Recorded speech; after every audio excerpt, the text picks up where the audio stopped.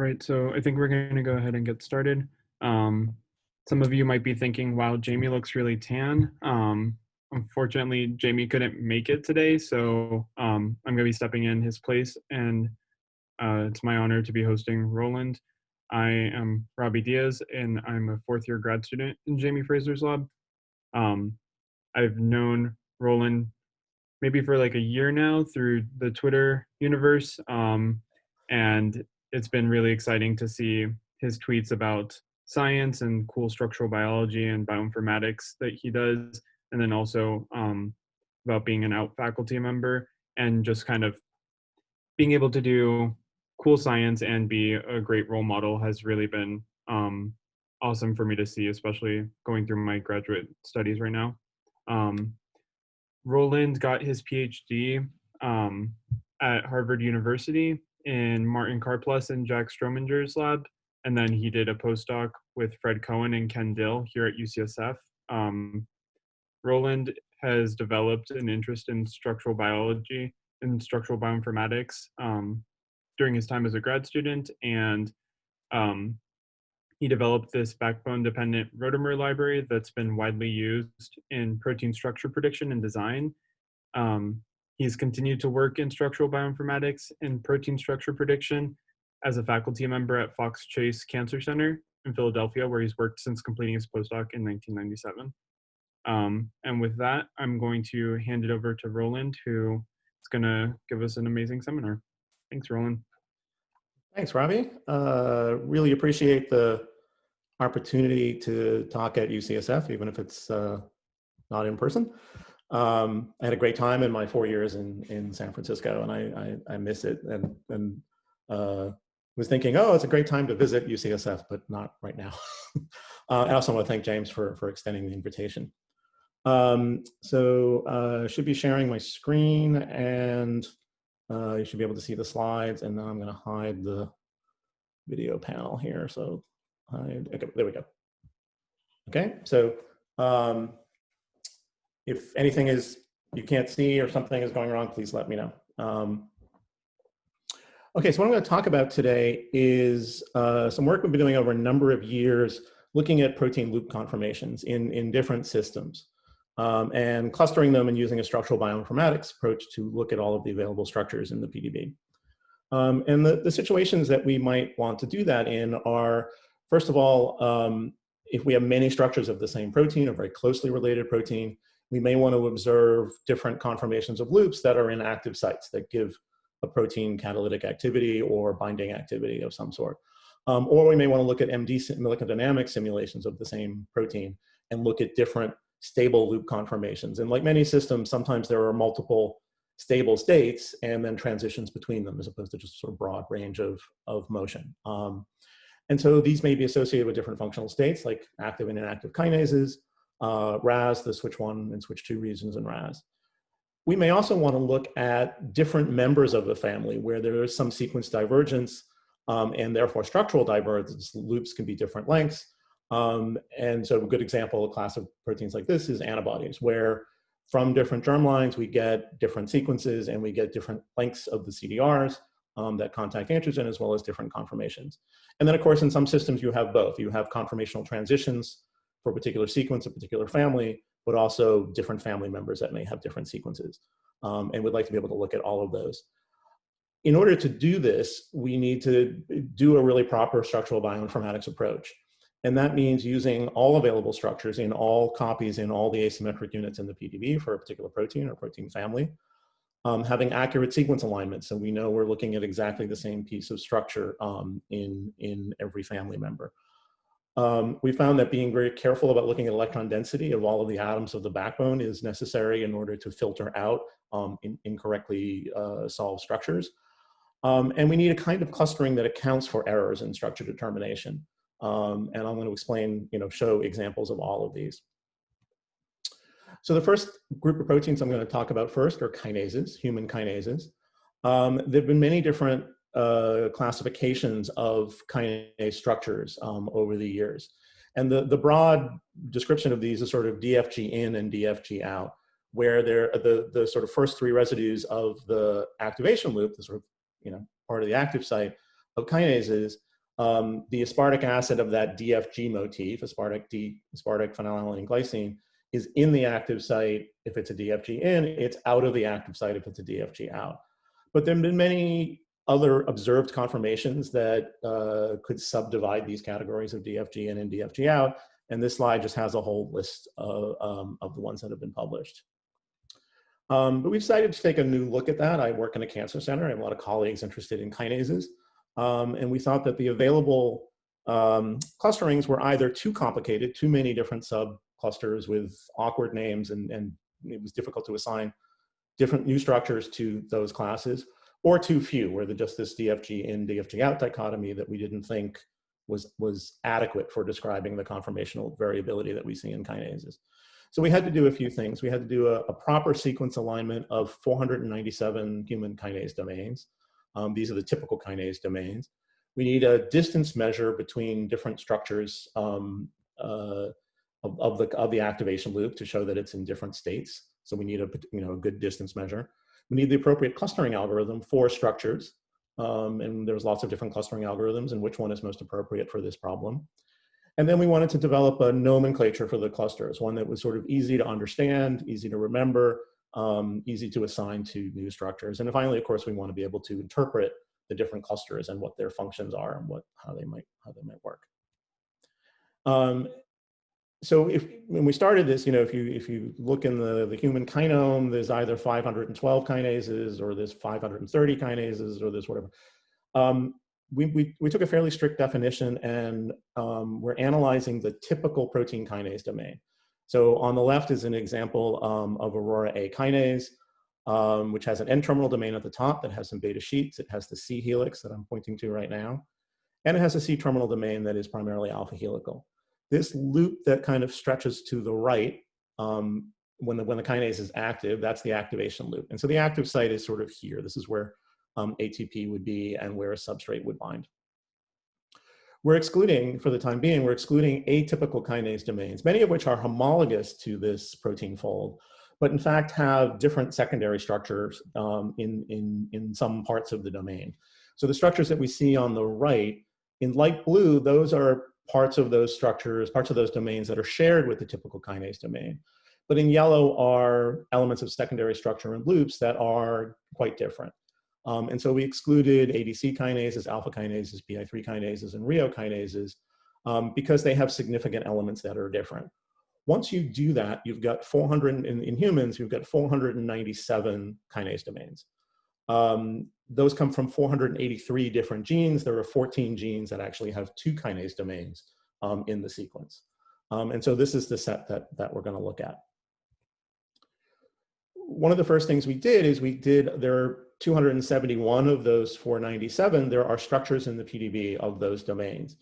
And we compared all of those 272. We compared 271 of those to a very typical kinase domain, which is Aurora A kinase, and just did a structure alignment of Aurora A kinase to each of those, to a representative of each of those 271 other human kinases. And you can do a structure superposition, but then you need to think about, well, what's the sequence alignment that results from that structure superposition? How would I write down what's the correct sequence alignment? And every program that does structure alignment, structure superposition, writes out a sequence alignment and has some method for doing that.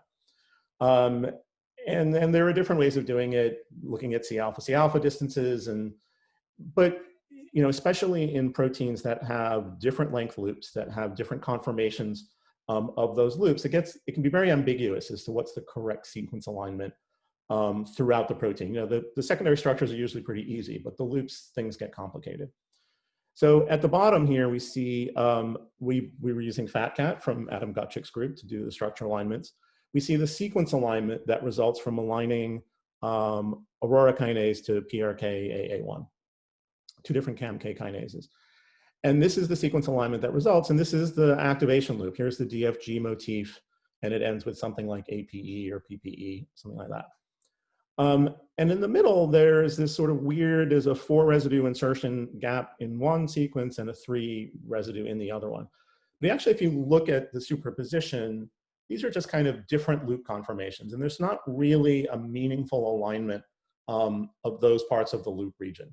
Yeah, maybe just they might coincide for a little bit in the middle, as this alignment shows, but that doesn't mean that those pieces are either genetically related or even functionally related. The whole loop is, but that, this PSSRR versus FLRT, are those two pieces actually doing the same thing? And in fact, you look at them and they're really not. So we used a program from SE, called SE, from B.K. Lee's group. B.K. Lee was at NIH, he retired a few years ago. And we found this program really helpful because it goes through, takes a superposition, and then prints out a sequence alignment. And it very carefully looks at phi and psi and the direction that the C betas are pointing in, the direction that each side chain is pointing in, and makes an alignment of residues that are really in kind of segments that are homologous to each other. When loops diverge significantly, especially when C betas are going in different directions and the phi psi's are not very similar, it prints those regions in lowercase and kind of left justifies them. So you can see down at the bottom here, what SE put in capital letters and kind of told us that these residues in the middle were homologous to each other or should be aligned. SE has put those two regions in lowercase. And looking at the superpositions, what SE does makes a lot of sense. It writes down in lowercase places where the structures really diverge and there's no meaningful alignment. If we do all 271 human kinases against Aurora, and then we print out, well, what percentage of the time is every residue of Aurora in uppercase in all of those alignments? So in 271 alignments, when is the Aurora kinase residue in uppercase, meaning it's aligned to something else in one of the 271. And so the x-axis here is the Aurora A kinase number of the kinase domain. And up at the top, we've labeled each secondary structure element. So HC is the C helix, beta 1, 2, 3, 4, those are the beta strands, and then HG, HH, those are helices in the C terminal domain. And you can see where we've put divisions that there are segments that are nicely aligned in the vast majority of 271 structures, maybe 100% of them. But then at the boundaries between them, there are lowercase residues. And the reason those occur is because some kinases in the 271 kinases have insertions or deletions, or they have changes in the conformation of the loop. And what this helped us do was to identify the kind of fixed core of the kinase domain and figure out, well, where are there places where the sequence alignment diverges, either structurally or because of insertions or deletions. And so we developed a sequence alignment of all 497 kinases. And 220 of those are not of known structure, but most of those, not all of them, but the vast majority of those are closely related to a protein of known structure. And so I'm going to just show you what that alignment looks like in JALView. If you've never used JALView, I find JALView really useful at looking at large multiple sequence alignments and manually editing them. And so here's our alignment. It's what I would call a parsimonious alignment, meaning here's the kinase family and the kinase gene listed at the left, and then all of the sequences. There are certain regions that have very different length loops. So if we look at this segment here, oops, between the beta 3 strand and the HC, the C helix, there's a lot of different length loops that exist in 497 kinases. And there's no meaningful alignment of a length 15 loop versus a length 10 loop. There might be at the very base, the very C terminus or N terminus of it, but in the middle, it's just all over the place. And so what we've done is we've aligned blocks where there's good sequence conservation, good structural conservation. Those are in uppercase.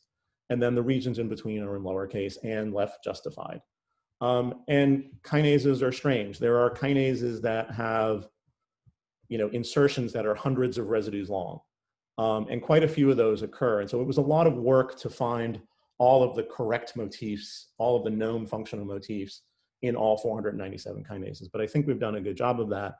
We wrote a short paper on this, and this alignment is publicly available if anybody wants to download it and play with it. So let me go back to PowerPoint. So that's what our alignment looks like. We then did we kind of constructed it by aligning everything to Aurora, and then did a lot of manual editing and blast sequences and HMMs and all sorts of other things to try to correct the alignment.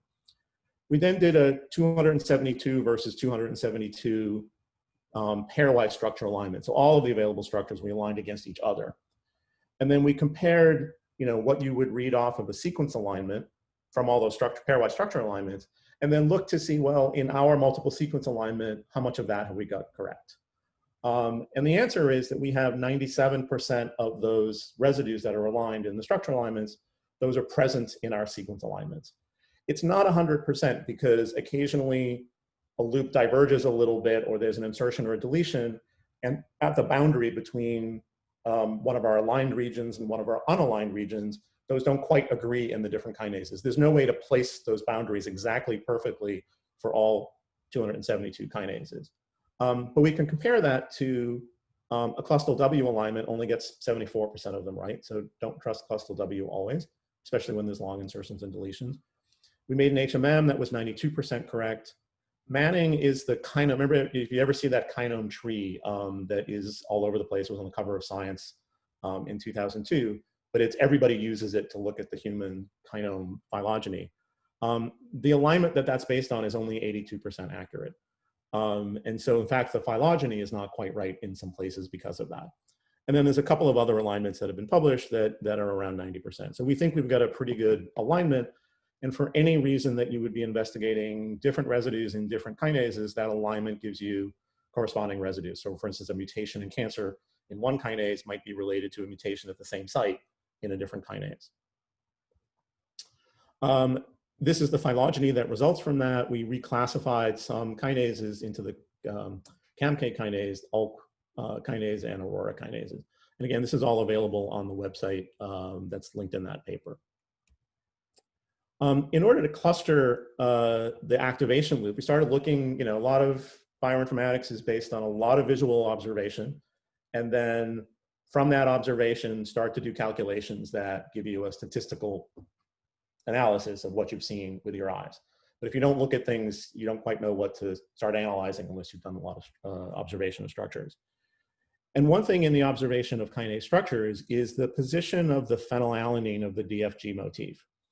So if you look at a lot of structures of one kinase, one kind of kinase, it's not perfect, but in a lot of kinases, there's sort of three different positions for that phenylalanine. In active kinases and most structures of kinases, that the position of that phenylalanine is kind of underneath the C helix. It's either pointing down in active kinases, sometimes it's pointing upwards a bit in some inactive structures. And that would be called, that's a DFG-in structure.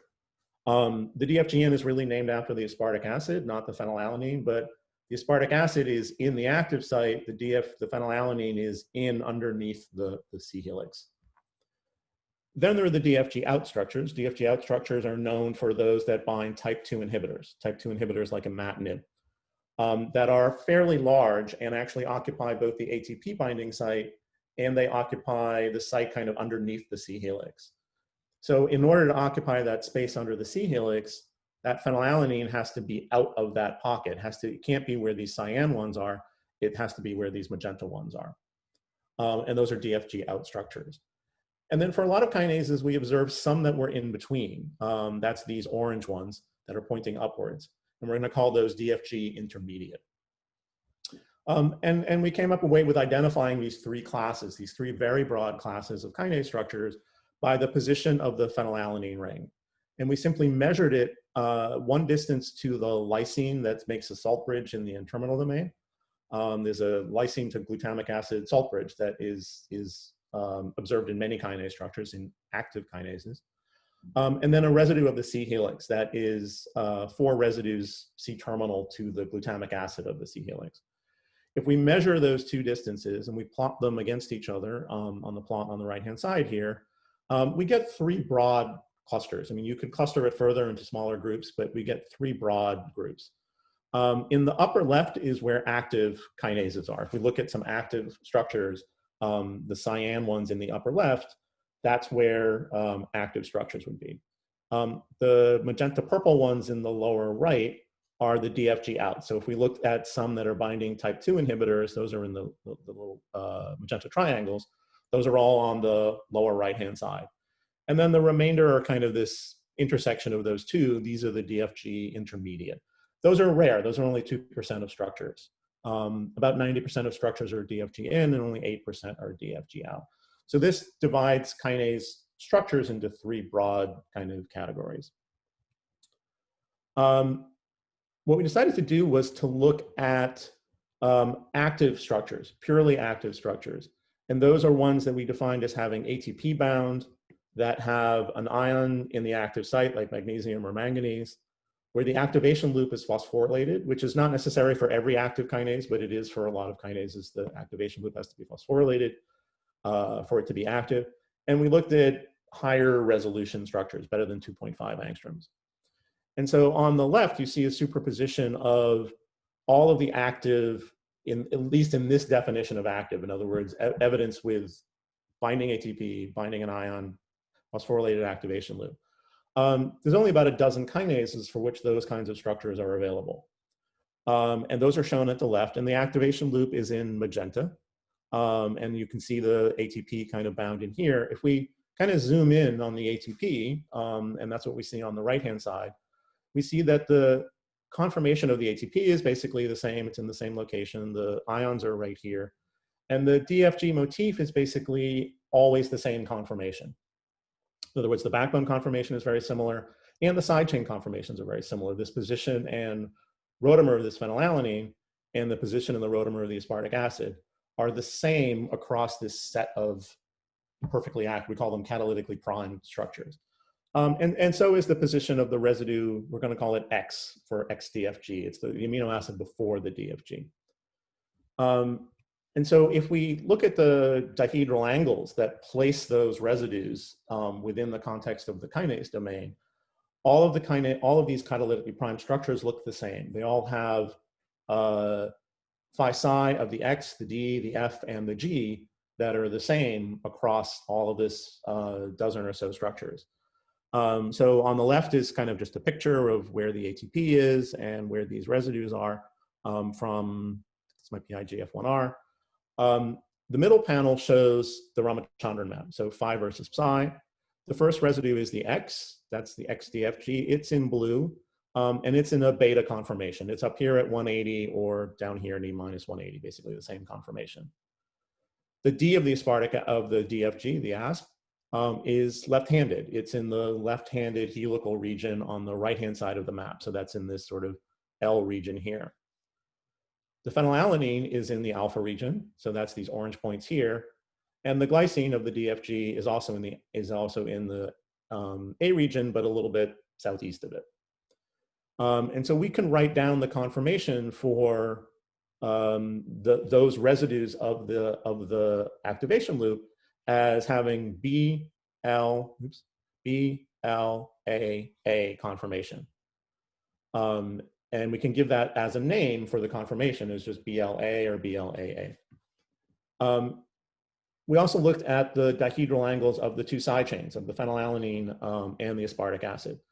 So the aspartic acid in green is always a trans rotamer for the Chi1 in these active structures. And the phenylalanine is always in a G- rotamer. And this will become important because we see if that rotamer changes to a different conformation, we get inactive structures once we do the clustering. So we decided to do the clustering based on these dihedral angles, based on the dihedral angles of X, D, and F, and the Chi1 of the phenylalanine, because all of those seemed to be necessary to place the residues of the active site in the appropriate positions and conformations for activity. And so we used the clustering based on a dihedral angle metric. And so that dihedral angle metric is, if you go to statistics textbooks about angles, about directions, the whole subfield of statistics is to look at, how should we cluster wind directions? An angle between 0 and 360 is not a number, it's a vector. It's a 2D vector, sine and cosine of x of the angle. And in directional statistics, a common measure for the difference between two angles is the length of the chord that connects one angle to the other angle. If I plot both angles on a XY plane and on a unit circle, it's the length of the chord squared that connects, you know, the tip of one vector to the tip of the other vector. And if you do the math, that is a distance that is 2 times 1 minus the cosine of the difference in the two angles. And it sort of makes sense. When the angles are the same, and this is cosine of 0 is 1, so this has a distance of 0. When theta 2 and theta 1 are 180 degrees apart, then this is -1, and then this is 2 times 1 minus 1, and that's 4. The 2 in front is not strictly necessary. It makes it equal to this. You could drop it, but we tended to keep it. So what we want to do is we want to compare one activation loop in one kinase structure with an activation loop in another kinase structure. And so we just measure the phi and psi of the X residue, the aspartic acid, the D and the F, and the chi1 of the phenylalanine. And so we just sum up the metric, this 2 times 1 minus cosine theta 2 minus theta 1, across those 7 dihedral angles. And we're going to name our clusters after a kind of very simple naming of the Ramachandran map. And I call it the Able naming, A-B-L-E. So A is the alpha region, B is the beta region, you know, which has some subpeaks in it, but if we broadly characterize this whole region as B, then L is the left-handed helical region. There really aren't left-handed helices in proteins, but if they did exist, they would be here in this region. And then E is for epsilon, which is mostly glycines down here. And then the rotamers are minus, plus, and trans for the chi1 rotamer of phenylalanine. So the kind of clustering we're going to use is called DBSCAN, and it's a density-based clustering algorithm. And what a density-based clustering algorithm does is for every point in the data, it figures out, well, how many neighbors are there of that point? Is that point in a dense neighborhood of other points? Those are points that should be members of clusters. But if there are points that are on their own out in the middle of nowhere, then they probably shouldn't be members of clusters. They should be noise. And so if we look on the left-hand side, this is a k-means clustering of 3 different Gaussian distributions that I created. And the centroids are marked with the little magenta circles. But if I run DBSCAN that looks for a density at a certain value, and you have to set that value, there's a couple of parameters that you need to set that value. Now the black points are not clustered. They're put into a pile of noise points. But the points that are denser are left in color in blue, red, and green. And now the centroids of those clusters are kind of more at the center of the distributions. Because in the left in the k-means, the outlier points kind of distorted the shape of the cluster. Every point in a k-means clustering has to be a member of a cluster. And so we found DBSCAN to be really useful for protein structures because there are a lot of structures that are low resolution where the phis and psis are kind of outside the normal, you know, they're in forbidden regions of the phi-psi map. And we don't want to cluster those. We don't want those to distort the clustering. And so DBSCAN, there are other density-based clustering algorithms, is very useful for structural data and particularly for a dihedral angle metric in the Ramachandran map. I have a couple slides about how DBSCAN works, but I think I'm going to skip that because it's a little bit too technical. It's a pretty simple algorithm. If you look it up, it really runs very simply. And so this is what we get when we run it on all of the kinase structures in the PDB. We get, if we group them by DFG in as one group, DFG out as another, and DFG intermediate as a third group, and then we cluster the dihedral angles within each of those groups, we get the following result. We get 6 clusters for the DFG in region. And so what we're looking at here are each column is a different cluster, and each row is a different residue. So the top row is the X residue, the second row is the aspartic acid, the third residue is the phenylalanine, and the bottom row is the glycine. We did not include the glycine in the dihedral angle metric, and so you can see for some of the clusters, there's a lot of variability in the glycine. which is why we didn't include it, because it would have subdivided some of these clusters into more groups that we didn't think was actually helpful. So the first column are the active structures. Our catalytically primed structures with ATP bound are all in this group. And they are B is the first conformation. This is L. This is A. The last conformation is also A of the glycine, but we're not going to keep that in the nomenclature because we didn't include it in the clustering, and it just tends to subdivide stuff too much. So those are active conformations. But some of the other really common conformations, for instance, is this one that I'm pointing to right now, which is BLB+.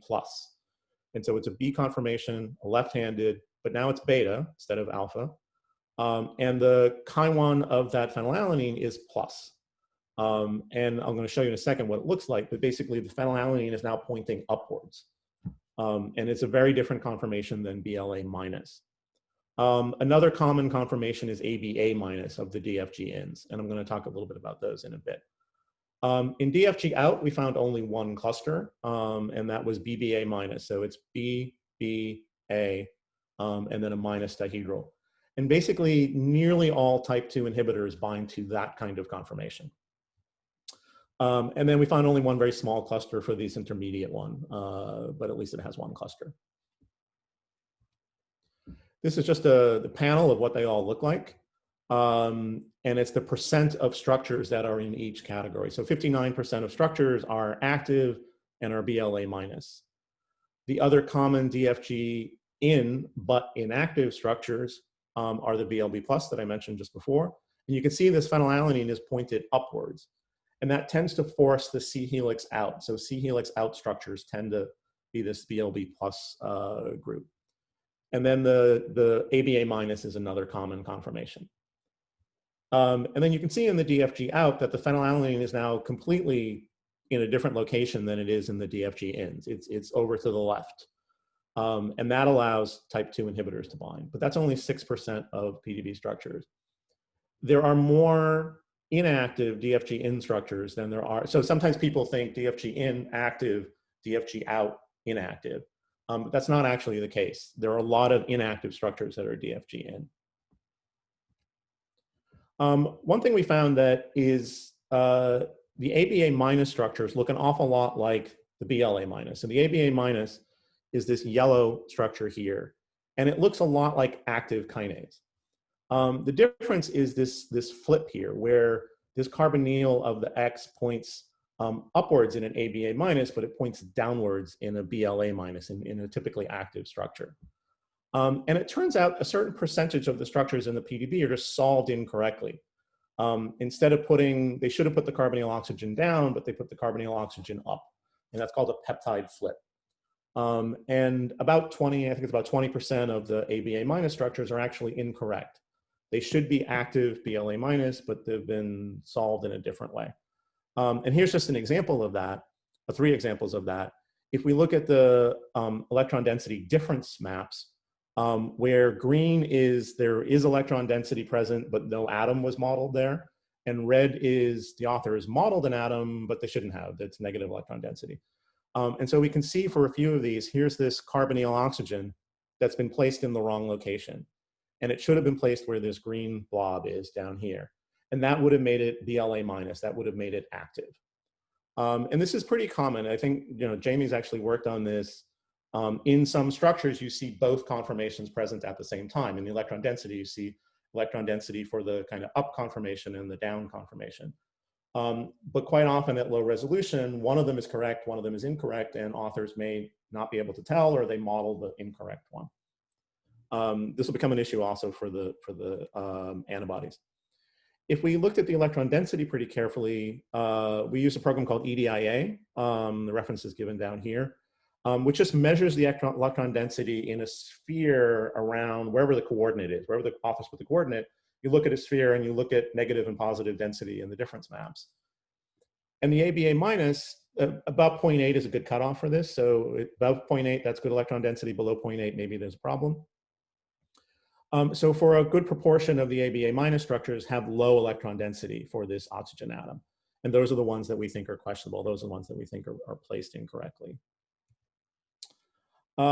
If we look at the inactive structures, what's wrong with them in the sense of why are they inactive? And they're usually inactive because they can't do one of three things. They can't bind the magnesium ion because that carbonyl is kind of in the wrong direction. They are C helix out, meaning that the salt bridge that's in the N-terminal domain is not formed, and the activation loop is not extended, and so they can't bind the substrate. So they either can't bind magnesium, they can't bind ATP, or they can't bind the substrate. And you can look at each class and figure out, well, what's wrong with each one of those, and why are they inactive? I think I'm going to skip that. If we look at inhibitors, type 2 inhibitors only bind to BBA minus, and so here's just some examples of imatinib and nilotinib. But type 1 inhibitors that don't use that pocket underneath the C helix, they can be in any of the conformations. So for instance, dasatinib, there are 13 kinases that have dasatinib bound to the kinase domain, and here they all lined up. But they're actually in different classes of conformations. So the magenta ones are BLA minus, that's magenta. The yellow ones are BLB plus, orange is BAB trans, and this one over here is a BBA minus, which is actually a DFG out. And dasatinib is bound to structures of all of those in different kinases. Same thing is true of sunitinib and bosutinib. So sometimes people think, oh, one inhibitor, one kinase conformation. That is actually not true. One inhibitor combined to different kinases in different conformations. Sometimes it can bind to the same kinase in different conformations, depending on crystal contacts and other things that we don't really know why. So this provides, I think, a more comprehensive picture of what's going on with kinases and their inhibitors. And one thing I just wanted to show you real quick is we have a website for this, and there's a link in the slides. The slides I'm going to share, so you'll be able to find the address. But basically, we have a new website that has, for every kinase, it has the classification as DFGN, BLA minus, or whatever it might be. And in fact, we can click on any of these. If I click on AKT1, I get a page of all of the structures of AKT1. And then I get a table where you can look up, oh, these are the ones that are BBA minus of AKT1 or BLA minus of AKT1, and what kind of inhibitor is bound. And then for any inhibitor, I can look up an inhibitor.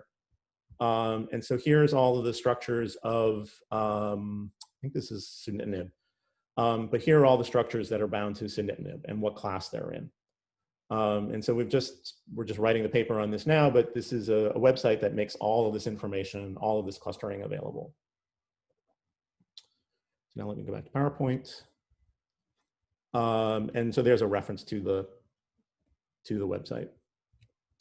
So now I want to talk about antibodies. And antibodies, in the same way, they have loops that have different conformations. And this is due to the germline sequences that encode CDRs of different lengths. And different sequences. So here's the structure of an antibody. The loops that we're talking about are CDR 1, 2, and 3 of the light chain and the heavy chain. So L1, L2, L3 in the light chain, H1, H2, H3 of the heavy chain. And on the right-hand side, you see kind of a topographical map of that. We also looked at, there's a fourth loop that is kind of on the outside of antibody domains that people generally ignore. They generally think of it as part of the framework. But it has some CDR-like properties. It actually does contact the antigen in some structures, not many. Occasionally, it has insertions and deletions in it that, in like HIV broadly neutralizing antibodies, are well-known insertions in this loop that make it long enough so that it contacts GP120 as the antigen. And we've done a clustering of those as well. So, the CDRs of antibodies have been clustered for a long time. There's a kind of clustering hypothesis, which is the germline sequences and then somatic mutations of those create canonical clusters, what Chothia called them in 1987. Those are due to the sequence and the whole structure of the variable domain. They're often because of glycines and prolines at specific positions, because they have distinct Ramachandran properties. Hydrophobic residues that point inwards into the hydrophobic core, so the loop has to have a certain structure in order to fold up the antibody structure in a certain way. Beta turn associated residues, so sometimes there are beta turns at specific locations, so serine, asparagine, aspartic acid, and then a variety of hydrogen bonds. So we decided to revisit this about 10 years ago when we published this paper, which is now kind of the most common nomenclature for antibody CDRs. So people publish antibody structures. They might go to our website and look up, enter their structure and figure out, well, what clusters are all the different CDRs. And so we used, again, a dihedral angle metric. We used a different clustering algorithm, and we clustered the CDRs that were available in 2010. And we came up with a nomenclature that I think is useful and sensible, which is we name each cluster L1 for its CDR, its length, which is length 15. And then cluster 1 is the largest of those, cluster 2 is the next largest, et cetera. Chothea's clustering didn't have the numbers attached. It was like 1, 2, 3, 4A, 5B. There were different lengths. Cluster 2 could be the same length as cluster 5, and cluster 3 could be the same length as cluster 4. It wasn't a logical nomenclature because it was kind of grew up organically over the years. What we have once we do that clustering is we have now a sequence profile that tells us what is the sequence variation of all of the structures that have this conformation. And you can see that certain residues are really well conserved. Like this glycine apparently is very important, probably because it's a left-handed conformation. This valine is very important over here, probably because it's pointed inwards into the hydrophobic core and has to be a small hydrophobic amino acid. On the right is L111.1 and L111.2, and they're actually pretty similar. They differ by a peptide flip, this kind of carbonyl up, NH down versus carbonyl down, NH up. But that's caused by a hydrogen bond from the core, from the core framework of the variable domain. I had a colleague who was interested in antibody design, antibody engineering, and asked us about, well, how would we do computational antibody design? This is in 2007 or 8, I think, when we started this conversation. And we were working on the clustering, and I said, well, we would use our clustering to do design, meaning if we have an antibody antigen crystal structure to start with, and we want to improve affinity for that antigen, or maybe we have an antibody antigen structure and we want to change the antigen to a homologous antigen, a different antigen, but in the same protein family, then we want to kind of redesign the antibody somehow. And one way to do that would be to take CDRs out and graft in new ones. Maybe not all 6 at the same time, but maybe there's one CDR that's not really contacting the antigen all. Maybe L111 is not contacting the antigen. So maybe it would be good to put in a longer one, like L117, that would contact that antigen, and that would add affinity.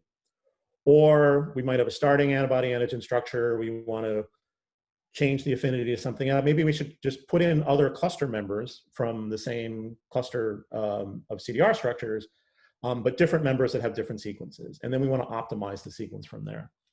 So we developed Rosetta AntibodyDesign, RABD, published in 2018. And the way it works is like this. You tell the program which CDRs you wanted to design. You don't have to design all of them. Maybe you only want to do L1 and L3. But you give it a list of rules.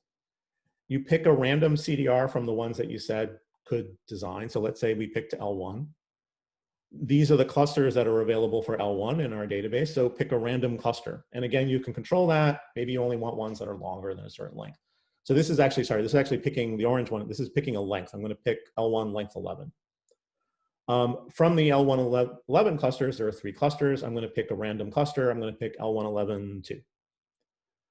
From all of the L111.2 structures that are in our database, you're going to pick one of those randomly. So you pick from PDB1FRG, and here's the structure of that. You then graft that onto the framework, and you would have an antigen up here, which I'm not showing.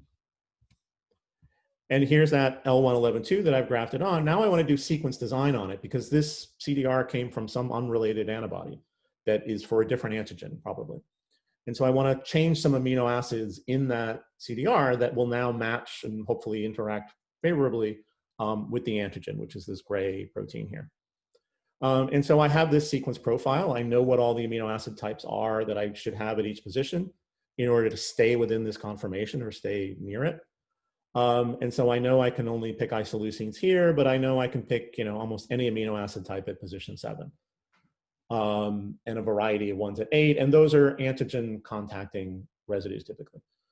And this is using, the energy function from Rosetta and all sorts of different protocols, relax and minimization and docking. There's all sorts of different options for controlling how it does the design process and how it does the structure optimization. And these are the energy terms. The E done is me. That's the backbone dependent rotamer library term. And it's a Monte Carlo calculation, and you output a sequence design. And you run this 1,000 times. You look at the energy distribution and pick some of those to make and to test. We did it for a GP120 antibody, for instance, and we changed the length of one of the CDRs, and we got a 50-fold better binding antibody than one of the broadly neutralizing antibodies of HIV GP120. And in fact, it neutralized 6 different strains of HIV. It wasn't sensitive to which strain of HIV it was. And so we did it in the paper. We did a couple of experimental tests, and that was one of them. But we decided that we should kind of revisit this clustering of antibody CDRs. Partly because the one that we did in 2011, some of the clusters were really small. They only had a couple of sequences. And so we thought we should revisit, because maybe in the long run, those are not canonical. And some of them still only, like 10 years later, when we repeat this, we add new structures to the existing clusters. Some of them are still really small, and they don't appear to be canonical in the sense of, continuing to add things. Some structures are heavily engineered, and they don't fit into any of the clusters at all. We wanted to look at the germline, like how are the germline sequences associated with these clusters. Some structures have poor electron density. And then we want to know, how does the sequence correlate with the structure? Where are the glycines and the prolines? So we're using the same metric, this dihedral angle metric, and now we're just adding it up over all of the phi psis and omegas of the entire CDR. So L1 length 11, we've got 33 dihedral angles, we've got 33 terms in this sum, and we're just adding up this cosine term for all 33 of those. So we compare every L1 length 11 to every other L1 length 11. We have particular definitions for the CDRs that are kind of deep into the upper hydrophobic core, so that we're getting kind of all of the structural variation of the loop. There are definitions that are much shorter, that only are the residues that contact the antigen, but we want to encompass all of the structural variation. And so these are just the sequence profiles that result from that. So here's an example of L3 length 8. And so these are the clusters that we got. Every row is a different cluster. Every column is a different amino acid. So there are 8 amino acids, 8 columns.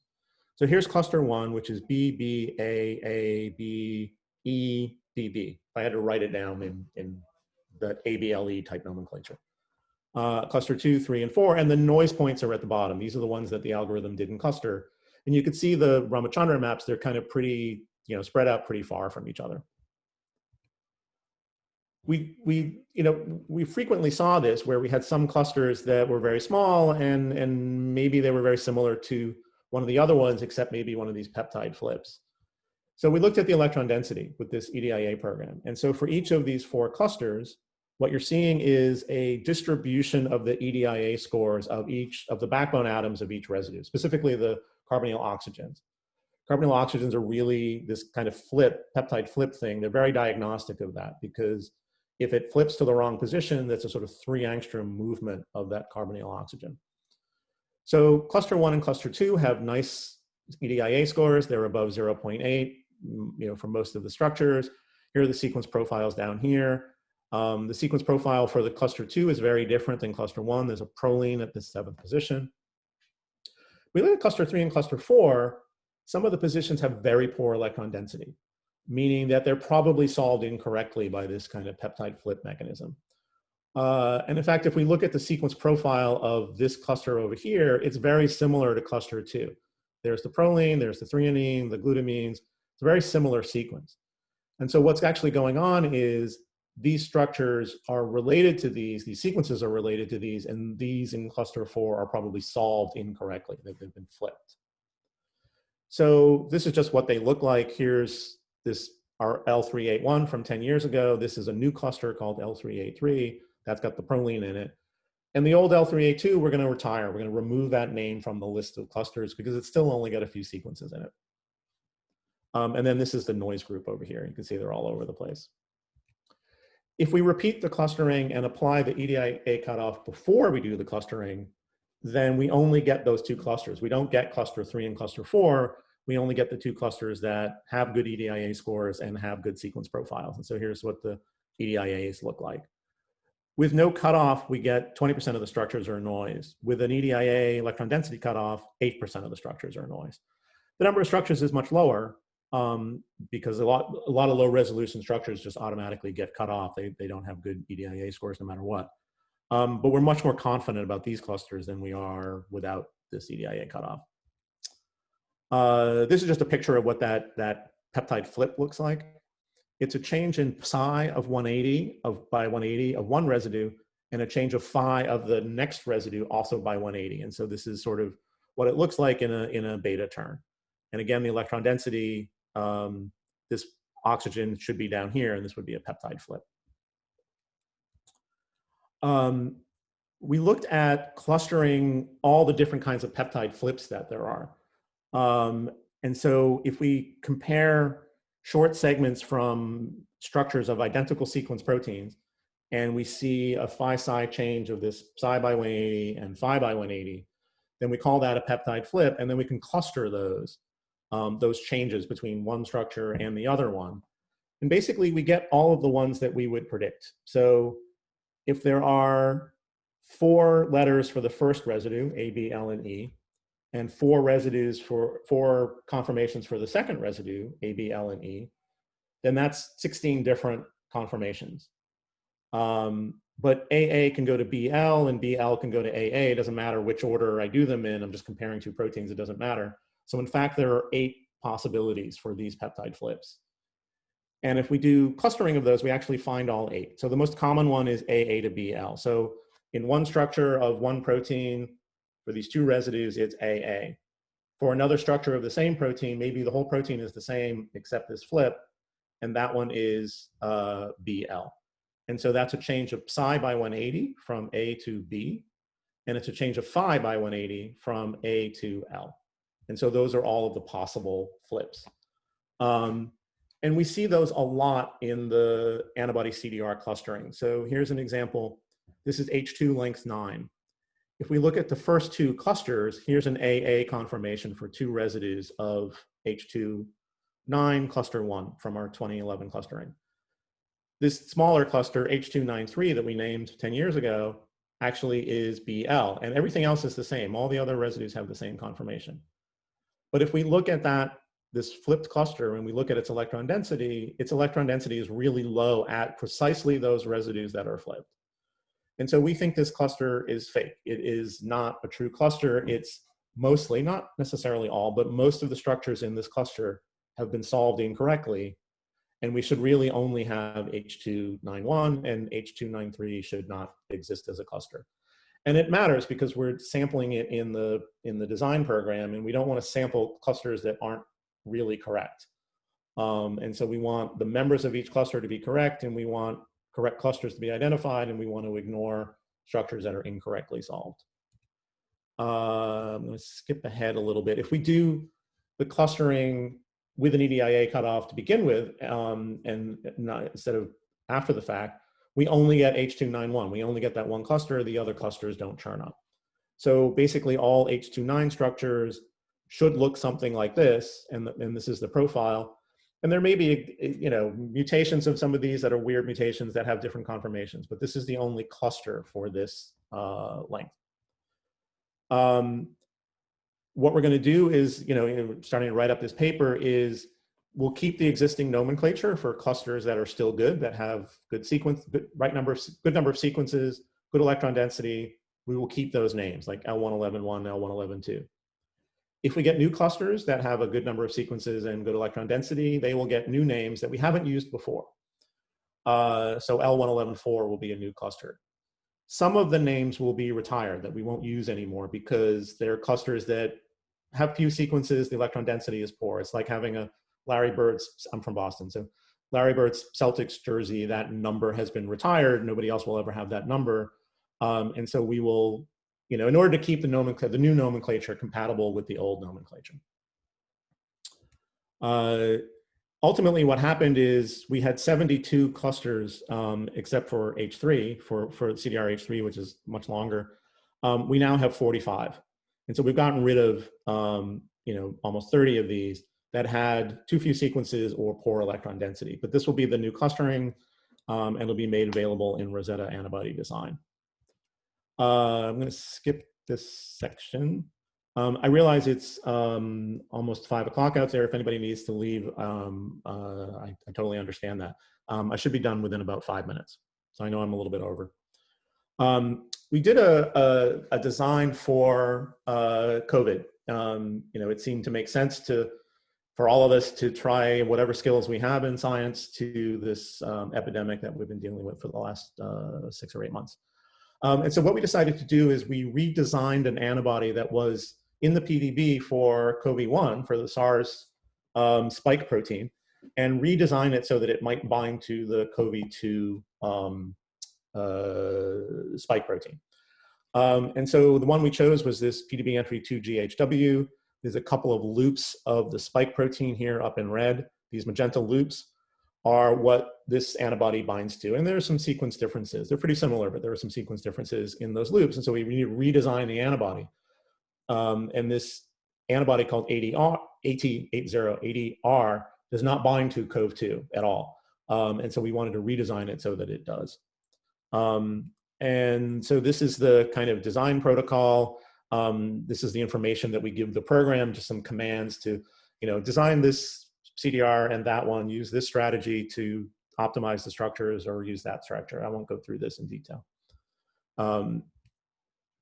These are the sequence logos for the top designs. And so compared to the original sequence of the CDR, these are the residues that we got. So for instance, at this site, it was originally an alanine, but the design process prefers an aspartic acid or an asparagine. There are some other sites that are quite different in the designs than they were in the original antibody. And those are sites that, if we look at the structures carefully, many of them make sense. They are binding to specific residue differences between CoV-1 and CoV-2. And then just finally, to show that it actually worked. With a group at the FDA, Nancy Fernandez is a postdoc there that we were helping, and she was doing some designs with our program, but then she and her group synthesized some of the antibodies that we designed. They did about 30 of them. And we got about 20 of the designs that we didn't bind to CoV-2 at all, but 10 of them, so 10 out of 30, bound between 500 picomolar and 5 nanomolar. And so here's just the list. So a bunch of them are at about 10th nanomolar, and the other one's about 1 to 5 nanomolar. So it actually worked. We got some pretty good binders to the spike protein just by doing computational design on them. I don't think we're going to beat any of the pharmaceutical companies that are developing these sorts of antibodies. So it is more to test whether our program would work. Maybe there'll be mutations that will arise in some of those antibodies, and maybe we could design antibodies that would overcome mutations that might spread in the population, something like that. So I think I should probably, I was going to talk about RAS. We're doing kind of the same kind of clustering with RAS, the switch 1 and switch 2 loops. And that is very much work in progress, so I'm not going to present it. But the slides are in here in case anybody's interested. If you're interested in RAS, I'd be happy to talk about it offline. So I just want to do the acknowledgments. All of the kinase work was done by Vivek Modi, who's a postdoc standing here on the upper right. Here's my whole group. Jared did Rosetta AntibodyDesign. Simon Kilo is a grad student who's just finishing up, just started a job at GSK. And he did all of the antibody clustering, the new antibody clustering. Ben North did the original one 10 years ago. So my slides are here, ucsf.pdf, so you're welcome to download those. My email is there, and my Twitter account is there. And as Robbie mentioned, I use it to talk about science a lot. Occasionally I rant about people parking in bike lanes. I got lots of pictures of UPS trucks sitting in bike lanes. And I like to talk about a lot of LGBT STEM issues that I think are important. And so I think I will finish it up there and hand it back to Robbie in case there are questions.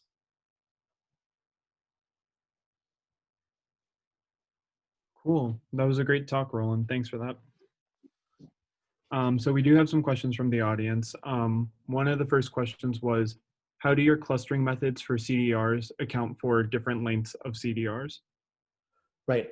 We cluster each length separately. So L1 comes in length 9, 10, 11, 12, 13, 14, 15, 16, and 17 in the PDB. we take each set at, say, length 11, and we cluster all of those. And then we separately cluster length 12 and length 13.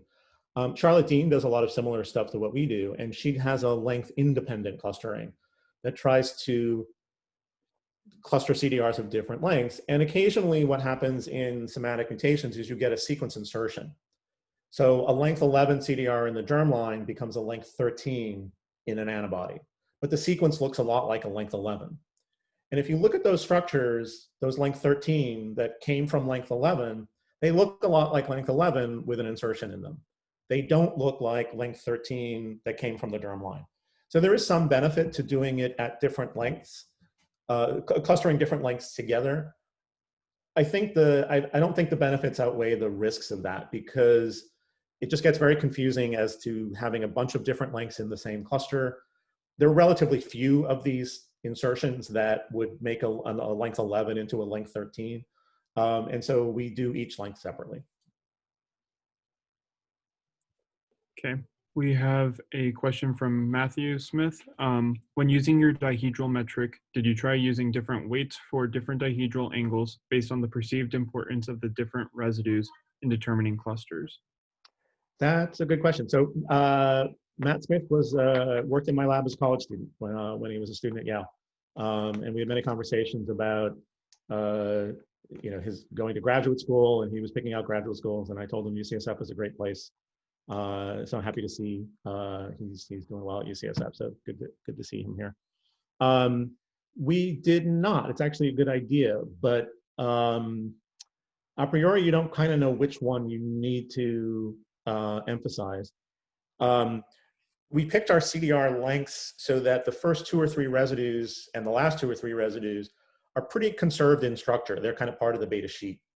And so on some level you could downweight those, but you also don't want to downweight them so much that maybe there's a flip in one of those conformations. They should be beta, but maybe there's a few alpha structures. If we downweighted it too much, then we would mix those alphas with those betas. So a priori, we don't really know which ones to upweight and which ones to downweight.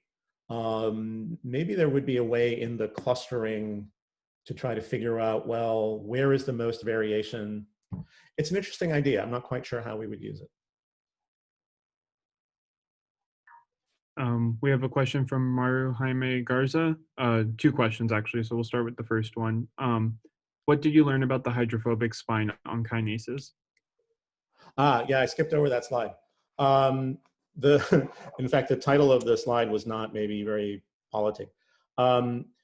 So the spine in kinases is a set of 4 residues that Susan Taylor and Alexander Korneff identified that in active structures tend to form this kind of hydrophobic stack. One of them is the phenylalanine of DFG. Another one is the histidine of the HRD, which is the catalytic residues. And then the other 2, I guess, are in the N-terminal domain, or maybe one in the N-terminal domain, one in the C-terminal domain. And in structure, I can actually show the slide while I'm talking. I'll keep talking and sort of see if I can find the slide. In active structures, they make this nice little stack. And the way Susan Taylor has described this is that if this stack is present, then the structure is active. That is not true. So on the left-hand side, this is active. Here are the 4 residues. They're stacked right on top of each other. They're in van der Waals contact. But if you look at other DFG in conformations, they also have intact spines. And the thing is that Susan never really defined what an intact spine was.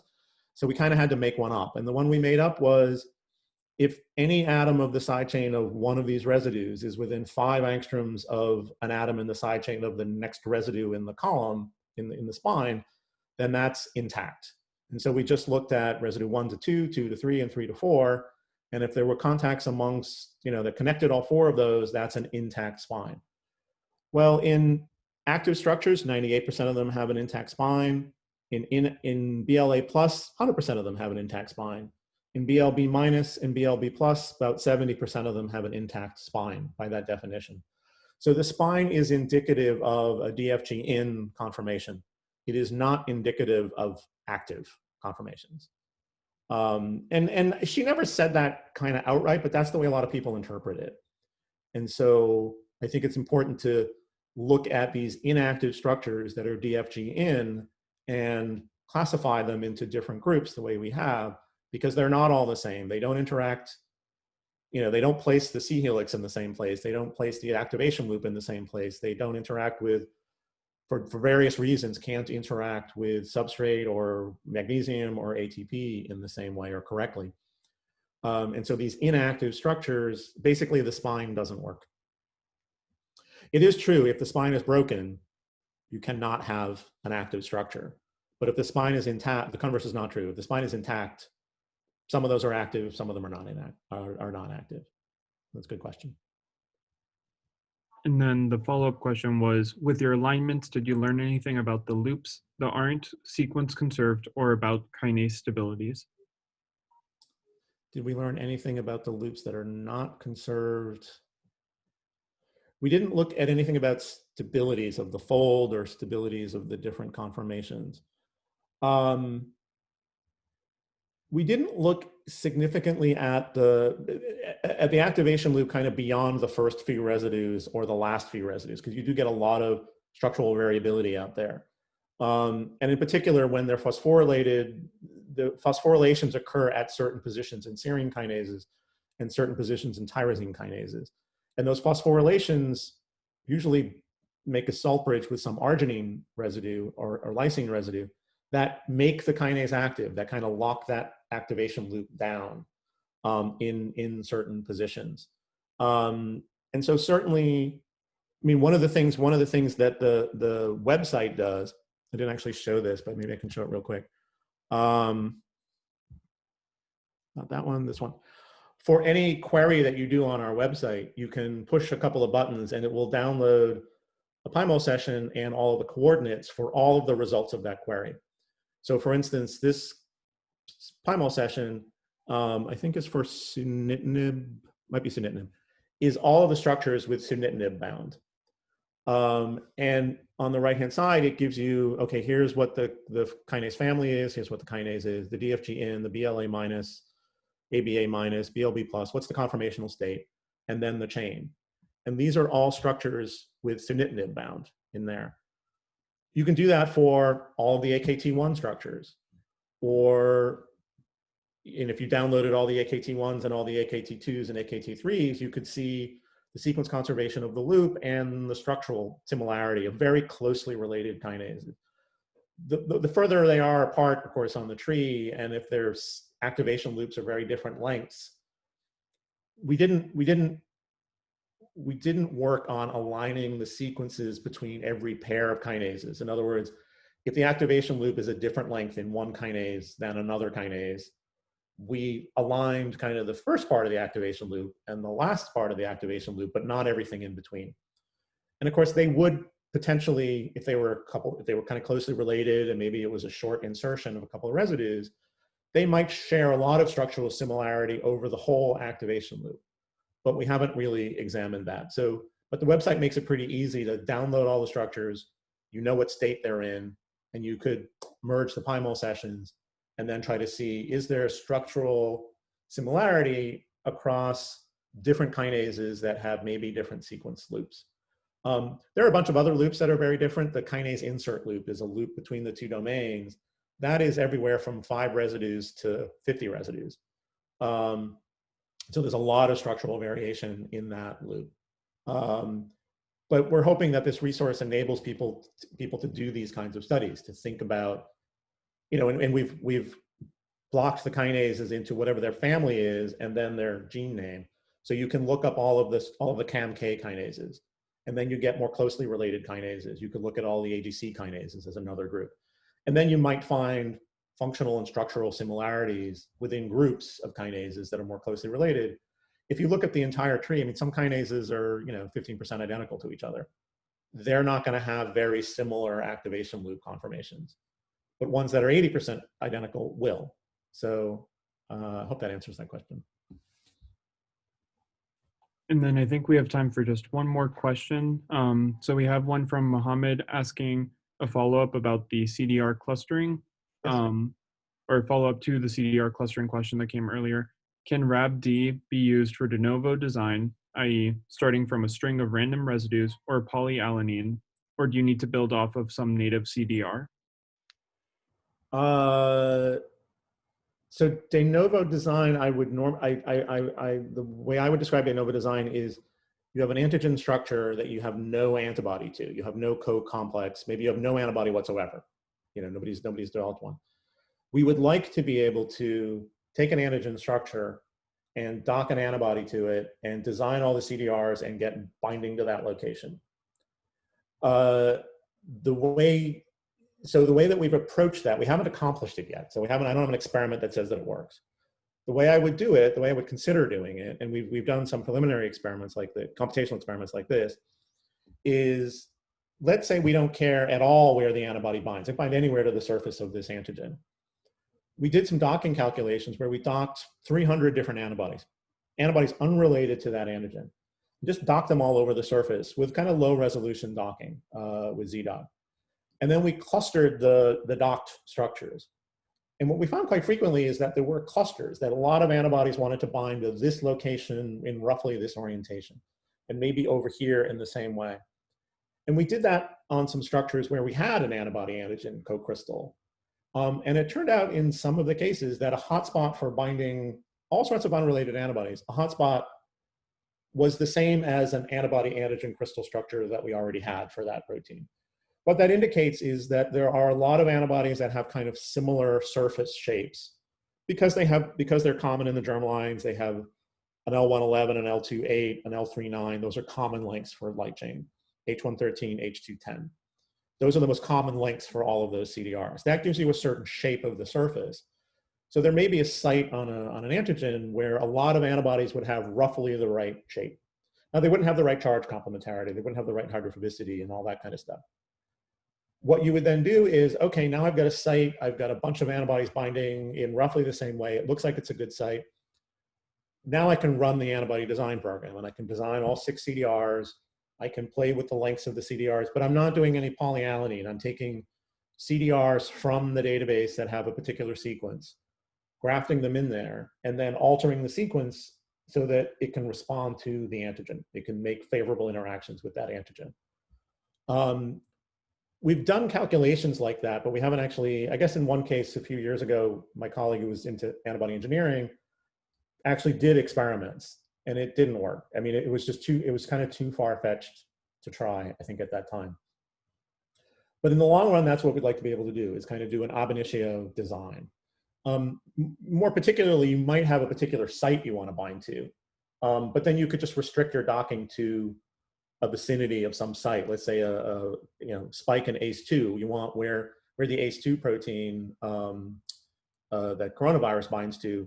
You might want to design an antibody to. In fact, the one that we worked on is like that, where the ACE2 binds to a particular site. You want an antibody that blocks binding to that site, and so you might want to restrict the docking to that area and find candidate antibodies that you could then work with design and make it work. There are a couple of reports in the literature of people doing this kind of antibody, kind of ab initio antibody design. The two that I can think of have pretty serious experimental problems. That it isn't that they're wrong, but they're not completely convincing. And so I don't think it's really been accomplished yet. But in the long run, that is something that we'd like to be able to do. One thing you might do is do the computational design and then design a library, like a use display library, that has a lot of sequences that are closely related to one design that might bind to a particular site. So normally, if you do kind of ab initio design of an interface and you make 100 structures, you're lucky if you get a few, 2, 5, whatever designs that actually work, kind of ab initio interface design. And so, for an antibody, that's making 100 antibodies for an academic lab is not so cheap. But if we can do an antibody display library, then we might get some hits that are really good that we could then process further. You do have to wonder at a certain point is what's the role of the computational design as opposed to the just high throughput experimental panning for a good antibody. And I think they're complementary. We don't know in the long run whether de novo computational design of an antibody is going to be a useful strategy for developing an initial hit. Or should the initial hit be done experimentally and then the optimization be done both computationally and obviously experimentally? So I think the jury's out on how much of a role the computational design is going to play. Great. Well, thanks, Roland, for taking the time to speak with all of us and for spending your Friday night this way with us. Everyone, please just join me in a round of applause in your remote silenced Zoom chats. And thanks, Roland, again, for coming to speak with us. You're very welcome. I'm happy to. And like I said, the slides are here, dunbrack.fcc.edu/talk/UCSF. Feel free to email me, contact me on Twitter. And I'm happy to talk to anybody, one-on-one or something if any of these projects seem really interesting. Happy to talk further.